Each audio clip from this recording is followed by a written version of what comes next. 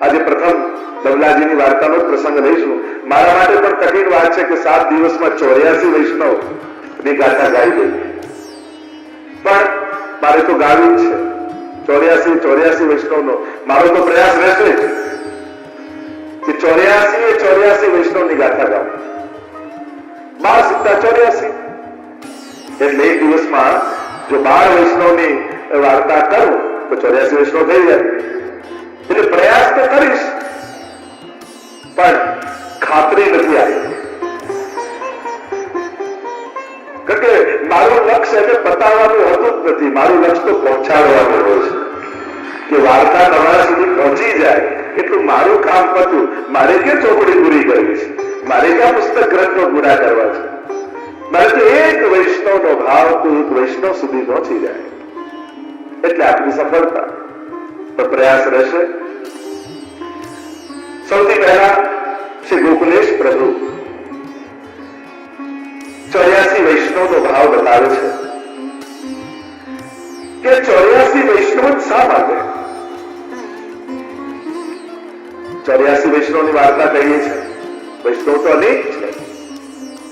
અમુક આંક આપણે ત્યાં સૂચનાત્મક છે, કંઈક સાંકેતિક હોય છે.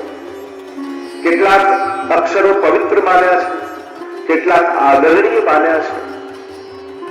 જેમ 11 નો આંક આપણે ત્યાં એકાદશીના રૂપે શુભ માનીએ છીએ.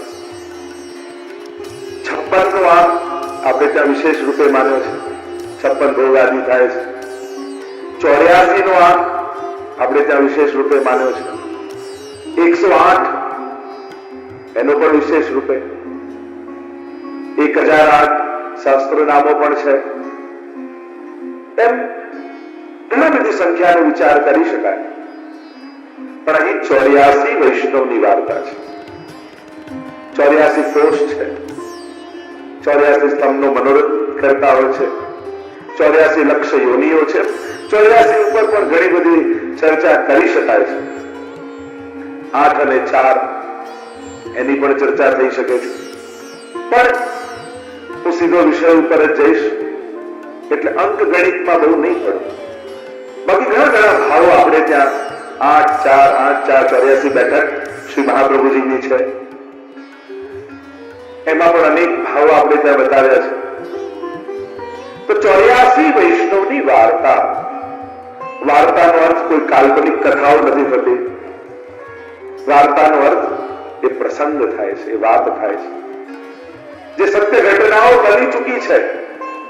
શ્રી મહાપ્રભુજી અને ગુસાઈજીના જીવનકાળ દરમિયાન આ એક સાહિત્યનો વૈભવ આપણા બધા પાસે છે. તો એ વૈભવ 84,252 રૂપે શ્રી ગોકુલેશ પ્રભુએ આપણને આપ્યો છે. આના રચયિતા શ્રી ગોકુલનાથજી છે, અને એટલા માટે પણ એક વંદનીય આ વાર્તાઓ થઈ જાય છે, કારણ કે કોઈ સાધારણ જીવના મુખ્યા નથી ગવાય. સ્વયં સાક્ષાત પૂર્ણ પુરુષોત્તમ સ્વરૂપ શ્રી ગોકુલેશ પ્રભુના મુખારવિંદથી ગવાય છે. અને એના ઉપર આપણા પ્રાણ પ્રિય શ્રી હરિરાય મહાપ્રભુજીએ જયારે ભાવ પ્રકાશ લખ્યો હોય ત્યારે એની પ્રમાણિકતા, એની ઓથેન્ટિસિટી ખૂબ વધી જતી હોય. જો પ્રભુના અનેક પ્રકારના પ્રસંગો, અનેક પ્રકારની લીલાઓના વર્ણનો, અનેક પ્રકારના ઉપદેશો આપણે ત્યાં પ્રસિદ્ધ છે, પણ એની ઓથેન્ટિસિટી એની કર્તા ઉપર ડિપેન્ડ રાખે છે કે આ કોણે રચના કરી છે, કોણે આને ગાયું છે, કોણે આનું સંકલન કર્યું છે. અને એટલા માટે એની વિશેષ મહત્તા આપણે ત્યાં છે. તો 84 વૈષ્ણવની વાર્તા સૌથી પહેલા તો શ્રી ગોકુલેશ અને શ્રી હરિરાય મહાપ્રભુજી સમજાવે છે. 84 વૈષ્ણવ એટલા માટે એમ તો 4 પ્રકારના પ્રકૃતિના જીવોની વાત કરી છે. વિવિધ પ્રકારનું સર્જન ઠાકોરજીનું છે. તો આ લીલાત્મક જીવો 4 પ્રકારના છે. એક છે નિર્ગુણ, બીજા છે તામસ, રાજસ અને સાત્વિક. આ 4 પ્રકારના છે. તમારે સુબોધનીજી પણ સમજવા હોય ત્યારે ગોપી ગીત, વેણુ ગીત આદિના અર્થો કરો ત્યારે મહાપ્રભુ સમજાવે કે આ શ્લોક ગાનારા ગોપીઓ કયા પ્રકારના છે. જેમ ગોપી ગીતમાં પણ આપણે જોઈએ તો 19 શ્લોકો ગોપી ગીતમાં હોય, પણ ત્યાં 19 શ્લોક ગાનારા ગોપીજનો જુદા હોય. રાસમાં પણ અનેક પ્રકારના ગોપીજનોની વાત શ્રી મહાપ્રભુજી કરે. આ તામસ ગોપી, આ રાજસ ગોપી, આ સાત્વિક ગોપી, આ તામસ ગોપી, આ તામસ રાજસ ગોપી, આ તામસ સાત્વિક ગોપી, આ રાજસ ગોપી, આ રાજસ તામસ ગોપી, આ રાજસ સાત્વિક ગોપી. સમજમાં આવ્યું નહીં? અનેક પ્રકારના ભગવદી જીવો છે અને આ સર્વ ગોપીજનો ઠાકોરજીની જ આનંદાંશ સૃષ્ટિનો વિસ્તાર છે. કારણ શ્રી ઠાકોરજીના મુખારવિંદમાંથી સ્વામીજીના મુખારવિંદમાંથી ચંદ્રાવલીજી, ચંદ્રાવલીજીના મુખારવિંદમાંથી લલિતાજી, આમ આ જ પ્રકારે આખી લીલાત્મક સૃષ્ટિનું સર્જન થાય છે.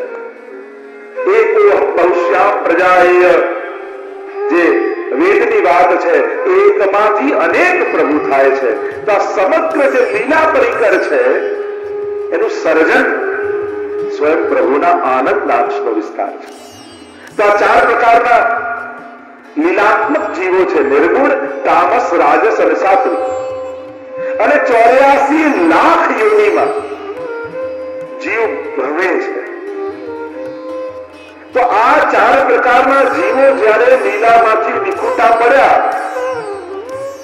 અને અનેક પ્રકારની યોનિમાં ગયા. કેવળ મનુષ્યની જ હોય એવું જરૂરી નથી. તમે 252 આદિમાં જોશો તો કબૂતરની પણ વાર્તા આવશે. અનેક પ્રકારના જીવની જે જીવ જાતિ હોય કોઈ રે તેને તત્ક્ષણ સર્વે સુખ હોય રે, જેને શ્રી વિઠ્ઠલનાથ વિચારે રે તેને પ્રગટ પદાર્થ ચારે રે. વલ્લભાખ્યાનમાં મારા ગોપાલદાસજી કહે છે અનેક પ્રકારમાં જીવ ગયા. તો આ 4 પ્રકારના જીવોનો ઉદ્ધાર શ્રી મહાપ્રભુજી અને ગુસાઈજીએ કરી અને એમનું લીલામાં ફરી ગ્રહણ કર્યું છે.